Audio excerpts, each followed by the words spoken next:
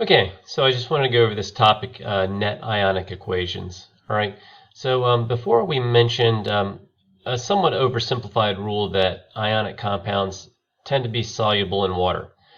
Things like sodium chloride, I think you guys know, is soluble in water, and we said that it was soluble because it was made of ions, and those ions could break apart and get surrounded by water, and that was a nice, cozy relationship. But there are some ionic compounds that don't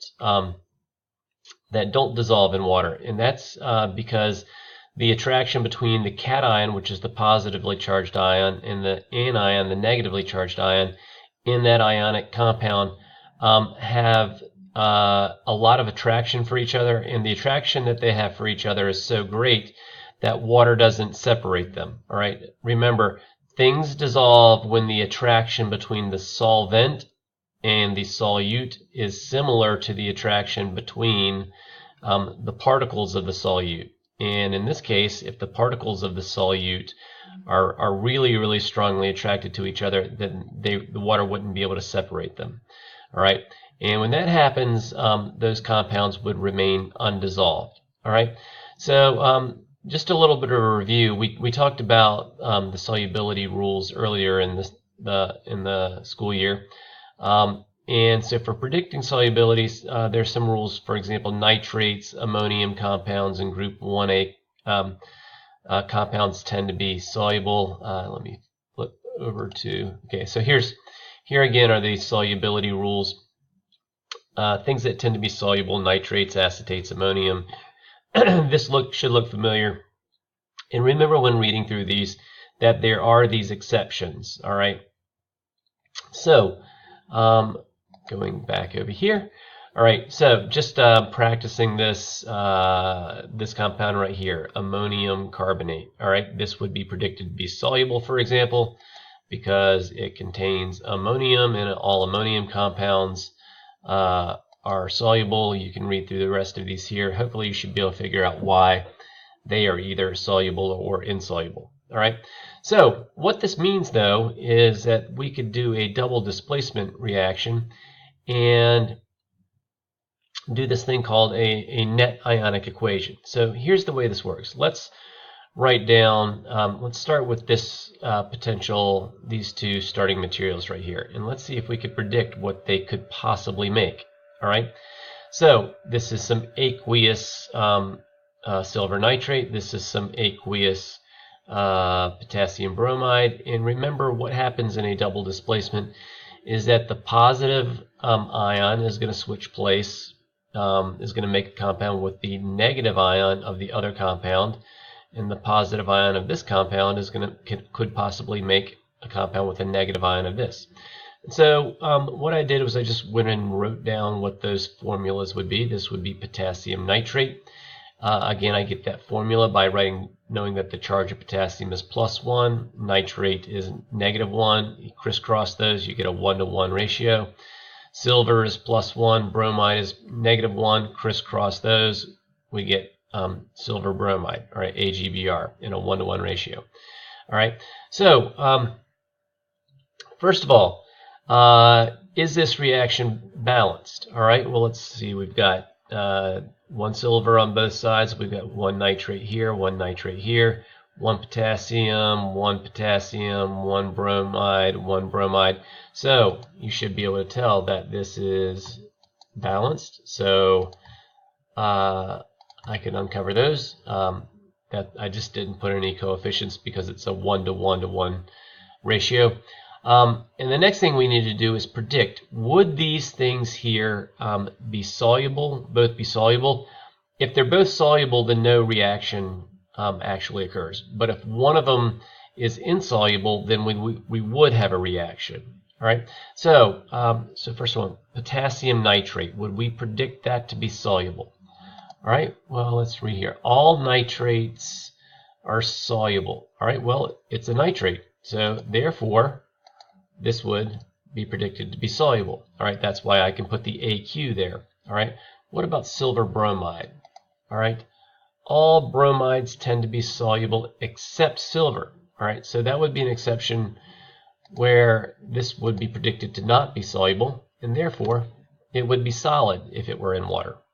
All right, so here is the reaction, and what this technique gets to is that whenever you have an ionic compound which is dissolved in water, you actually don't have this cation bonded to this anion. All right, they exist as separate dissolved cation and anion. All right, so if you had aqueous silver nitrate, what you would actually have is aqueous silver plus ion and aqueous nitrate ion. When we have this would actually be aqueous potassium ion and aqueous bromide ion. All right, this is aqueous potassium and this is aqueous nitrate. But since this is a solid, all right, remember it's not dissolved. All right, you would not have separate silver and bromide ions. You would have this as a solid. All right, and these things are actually bound to each other because that's the form that it's in. It's in its solid form. All right, so hopefully you would be familiar with this concept from math, and that if you ever see the same thing on both sides of an equation, a lot of times they'll cancel out. So let's look through this equation here. All right, notice that we have dissolved nitrate, aqueous, nitrate aqueous on both sides of the equation. All right, so because of that, I'm going to go ahead and cover those up. All right, and this is just my way of crossing them out, because think about it, if you had equals, if this was a big equal sign and you had something plus A equals something else plus A, the plus A would just cancel out on both sides. All right, notice I also have dissolved potassium on both sides, and so I'm going to cover up the potassium as well. All right, so let's look at and see what we have left. What actual chemical reaction occurs when you mix these things together? The only thing that happens is that this dissolved silver, which I'll bring down here, is going to combine with this dissolved bromide to make solid silver bromide. All right, and so this right here is what you call the net ionic equation. All right, it is the only actual chemical reaction that occurs there. All right, so why don't we include the potassium and the nitrate? Because basically they just sit around and watch the reaction that does occur. All right, if something is in its exact form in the reactants and the products, nothing has happened to it. All right, so the name for those, for the ions that don't actually take part in the reaction and stay dissolved both in the reactants and in the products, are called spectator ions. All right, so let's look at another example of a net ionic equation. All right, we're going to take this compound right here. This is ammonium phosphate. We are going to react it with magnesium nitrate. I should have aqueous written right here, but I haven't. All right, would we predict these guys right here to be soluble? Well, this has got ammonium, and all the ammonium compounds are soluble. And this has got a nitrate, and all the nitrate compounds are soluble.